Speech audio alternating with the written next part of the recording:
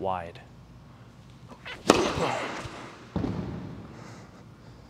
Body.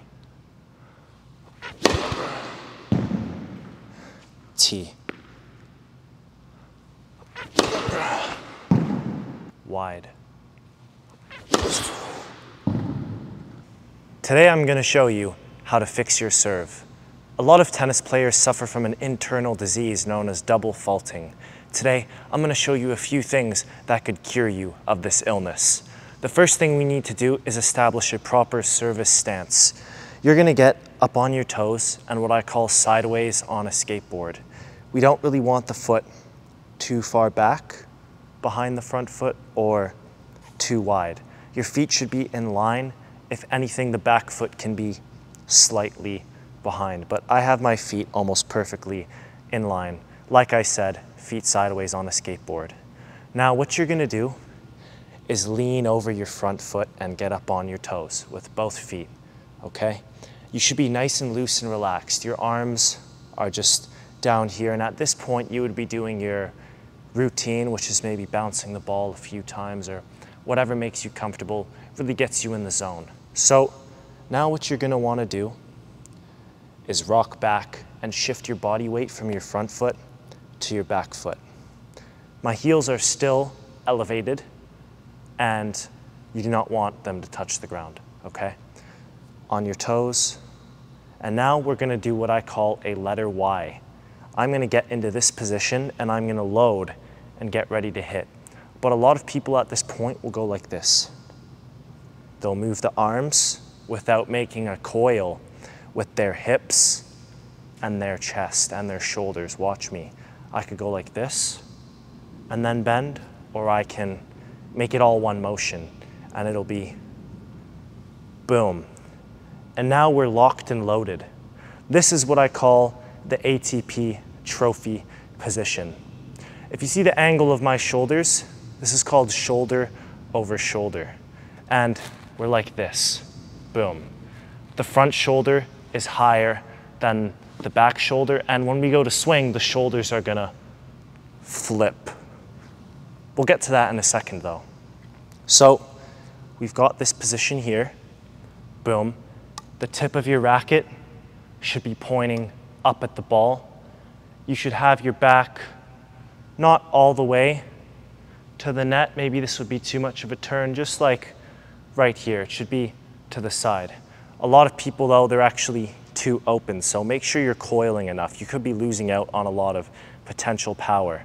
So again, we get into this position here, and once you're locked and loaded, you've got your shoulder over your shoulder. We're gonna go up and out to the right. Now, in order to get to the right spot, I've got to tell you about the toss. The toss on your serve needs to go in the same spot every single time. And this spot should be, we're going to take our arm, put it on the line, parallel with the net, the service line, and the baseline, and we're going to make a 45-degree angle. This is where you're going to bounce the ball and start to swing with the racket. And now watch what happens. Boom. And the ball should bounce in the same spot every time if you didn't hit it. This is going to get an accurate hit every time, and you'll know what to expect. The best players are able to disguise their serve, meaning that you're not able to read the toss. Most people, though, you are able to read the toss, and I'll make a separate video on that.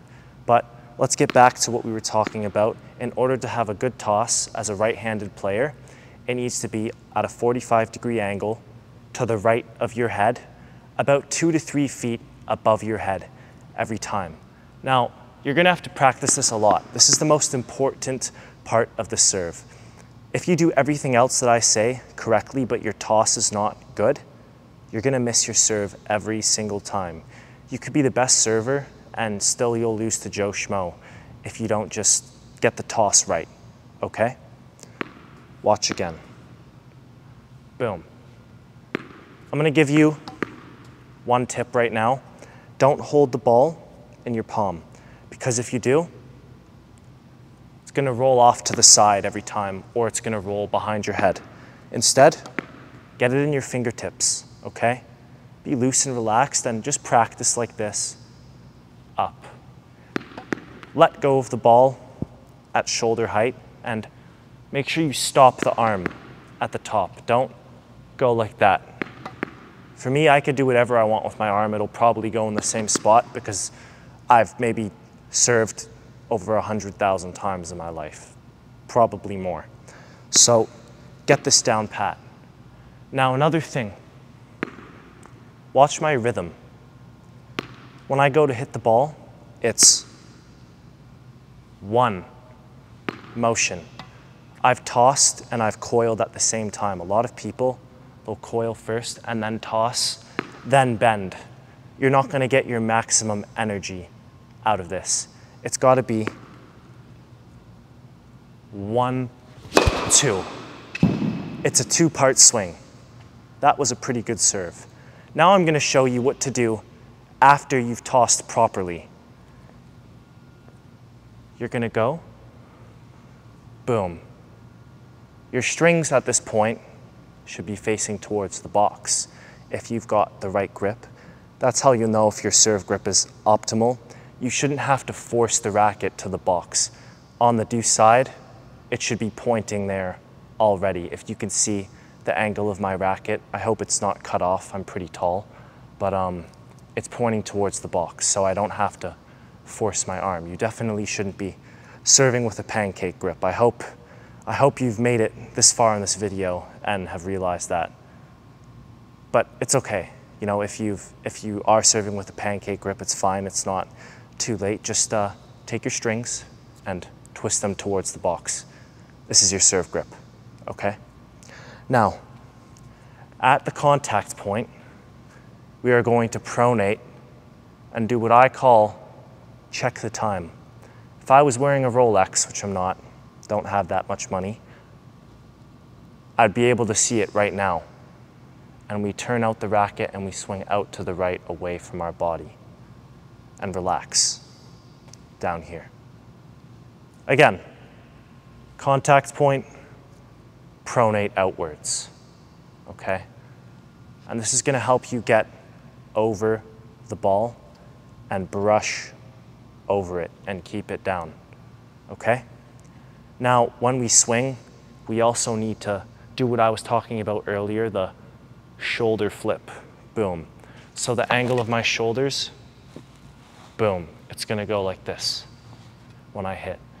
And we're essentially creating lag on the serve by starting the swing here with the shoulder and the body. I'm gonna pull myself into the shot, okay? So we've got the shoulder flip and shoulder over shoulder. Now, there's a few other things that I need to go over. With your feet, watch my feet. For a right-handed player, you need to land in the court on your left foot every time, like this. Boom.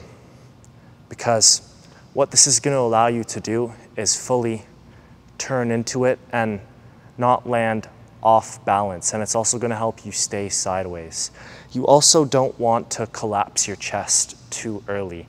A lot of people will go like this and they'll drive the ball down in the net.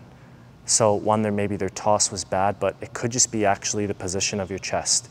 You want to feel like your chest goes up to the toss, and make sure you don't open up too early. You should actually feel like you're going towards the ball rather than your target, okay? Like this. Boom. And I'm sort of facing the direction I'm trying to go upwards towards the swing. This will help you stop missing in the net as much. Now, another thing that I need to go over is the thing that will get you the most power on your serve. I'm gonna go over it briefly. It's sort of what I was talking about with the lag, but it's a little more complex. You need to imagine that there is a racket drop on the serve. This is gonna possibly 2x your potential here. Like, you can hit the ball twice as hard if you can get this right. So when we're in our ATP position, watch what happens with my racket. It's gonna fall behind my head, and I call this part scratch the back, but it's not the best term because a lot of people will force it this way. But what's happening is I lose all tension in my arm, and now I'm just throwing the shoulder. And the racket is just kind of trailing behind my body as I go forwards with everything else. The best way to help you understand this is we're going to compare the serve to an MLB pitcher. Watch me when I throw a baseball. There's two things that you're going to take away from this. Firstly is getting lag on the serve. If you watch a pitcher, boom, the arm is the last part to come through. You get everything through, and at the last second, they let go of the ball, right? They let go. But they wouldn't be able to throw as fast if they didn't have a super loose arm and they didn't use the rest of their body instead. And if you notice, the service motion and being an MLB pitcher is very similar, actually. It's kind of the same body mechanics. Another thing you can take away from this is your toss. Would an MLB pitcher toss like this? Would they throw the ball like this? Behind their head? No. We're going for the path of least resistance on a pitch or a serve. So if your serve toss is not right here to the right of your head, where we would be letting go if we were throwing the ball, we're not going to be able to throw it as efficiently and as fast as we possibly can. So that pitch, if it was a serve, it would look like this. And why would you want to swing like that? So this is why, again, I'm going to emphasize the importance of getting here on your toss. You need to be hitting from here so we can fully extend the arm with the path of least resistance, okay? I hope you guys enjoyed this video. I hope you learned something, and please subscribe for more educational tennis videos. Thanks. Most tennis coaches want to sell you a bunch of private lessons. Their instructions are vague, their technique is wrong, and often they want you to hit as many balls as possible while paying them. I offer a tennis fundamentals course that will teach you how to essentially bulletproof your game. You can find it in the link below, and check that out if you're interested.